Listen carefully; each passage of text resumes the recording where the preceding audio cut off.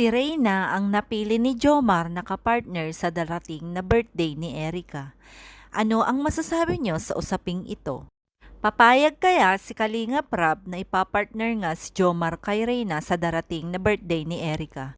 Mapagpalang araw mga kareyna, bago natin ituloy ang usaping ito, gusto ko munang magpasalamat muli sa inyong lahat, sa lahat ng mga senior citizens, sa lahat ng mga grupo, at sa lahat ng mga individuals, Luzon, Visayas, Mindanao, at sa lahat ng mga kapwa ko OFWs. Mabuhay po tayong lahat. Maraming salamat sa lahat ng nag-subscribe at hindi nag-i-skip ng ads, nag-share at syempre nagbibigay ng kanilang komento sa aking mga uploads dahil napakalaking bagay ito upang maipaabot natin sama-sama ang ating iisang adhikain para sa dalaga. Mga kareyna, kakaiba ang naging desisyon or ang pagpili ni Jomar kay Reyna sa darating na birthday ni Erica.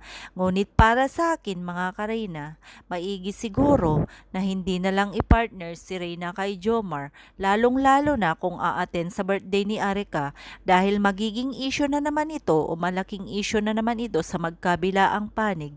Sana ay mag-focus na lang tayo kung paano ipapagamot, kung paano nga igagaling si Reyna at sana ay patuloy pa rin ang pagsuporta ni Jomar na talaga namang makikita natin kung paano niya ito pinagmamalasakitan kasama si Jilumags at iba pang K-Boys dahil makikita natin na talaga namang busy-busy na si Kalingap sa mga ibang tinutulungan kaya naman nagpapasalamat pa rin tayo dahil nakikita pa rin natin ang presensya ng K-Boys na siguro ay inuutusan nga ni Kalinga Prab upang sa ganon ay i-monitor at samahan si Reyna.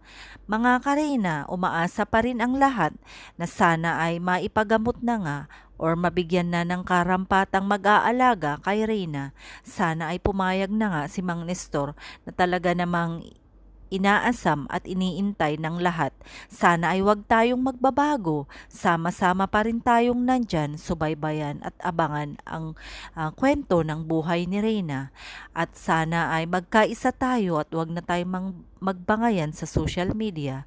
Sana ay hayaan na natin ang mga iba't ibang grupo at ibang individuals na bumabatikos kay Reyna, bagkus patuloy pa rin nating ipanalangin ang dalaga na sana ay maayos na ang lahat, maayos na ang magkabilang panig, lalong-lalo na sana ay maliwanagan na ang pag-iisip or desisyon ni Mang Nestor upang sa ganun ay tuloy-tuloy na maalagaan at gumaling si Reyna dahil alam naman natin na talaga namang para naman sa pamilya ni Reyna at kapakanan ni Lolo Nestor at syempre ang future ni Reyna